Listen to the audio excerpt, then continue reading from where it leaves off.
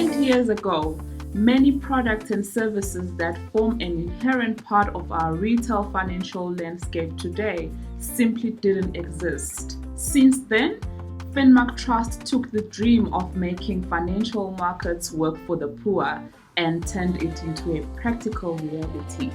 We do this through the development and implementation of regional and national financial inclusion strategies. We work with stakeholders to effectively track progress. FinMark's work is evidence-based, and data is crucial in informing policy and regulation, as well as effective monitoring and evaluation. 20 years ago, we launched the first FinScope survey in South Africa. Our nationally representative survey focused on the needs of consumers and small businesses for financial services. FinScope has now been completed in over 36 countries worldwide, with many countries regularly repeating the survey as part of their financial inclusion efforts.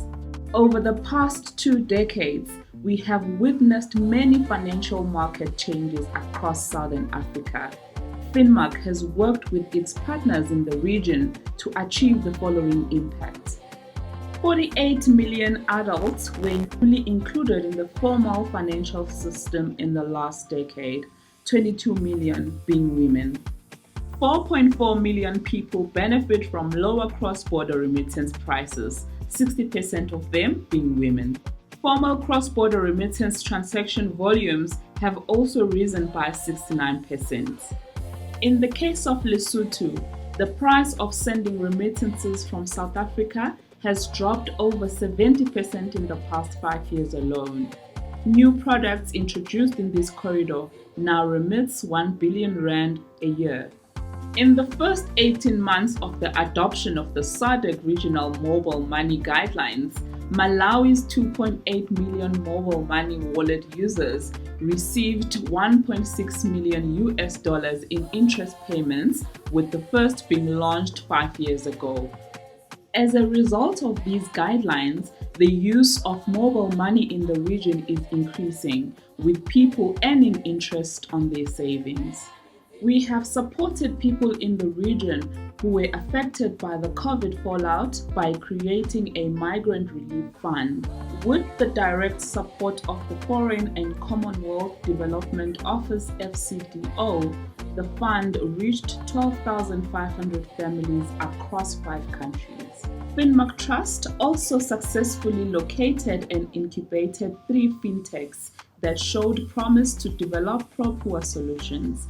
They went on to raise $19.3 additional for each dollar FMT raised. These are just a few of the initiatives we support that are making a difference in the lives of our end beneficiaries, the poor and marginalized, particularly women. Looking forward, there is still much to be done. As inclusion rates across SADC countries continue to rise, so has account dormancy. This means that whilst people now have access to financial services, they are often not used. As we look forward to the next few years, we will focus on increasing the role that financial services play in people's lives by supporting the creation of financial services that have a direct link to economic growth and trade. This includes empowering consumers, particularly those that risk being left behind in an increasingly digital world, and by the development of a market that supports competition and innovation, enabling it to meet the needs of a changing African continent. Collectively, we term this Financial Inclusion 2.0. Financial Inclusion 2.0 is a natural continuation of the progress made within the financial inclusion community, led by FinMark Trust in the past 20 years. Where financial services were only accessible to the few in the past, they are now more widely available. It is time to ensure that this availability translates into meaningful change, ensuring better lives for all people. I think we need to look at that evolving environment. I think we need to look at inclusion more broadly. I think we need to look at Where are the people that benefited from FinMark's work up to now? Are they still in the system broadly, or are they outside of the system? If they're outside of the system, what do we need to do to bring them back in? I think that that's the mindset we need to have, in my view.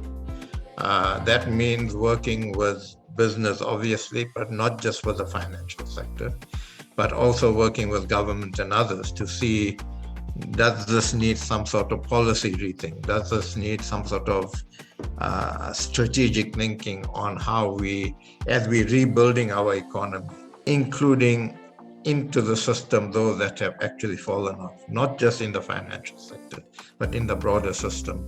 And I think FinMark has the history, has the experience of looking at bringing excluded people in, concentrated on the financial sector, but I think we can, with a little bit of tweaking, begin to broaden that to how do we bring back into the system people that have fallen off. And I think that that's the future I would want to see. All our financial inclusion work now must result in people's livelihoods being made better. It must result in people getting jobs. It must result in people getting access to basic services. That is a complete mindset shift from us, and our new programming is going to focus on these areas. Our approach is to be evidence-based, be led by the evidence that we get from our research, and we believe that's the best way to make policy, that's the best way to allocate resources.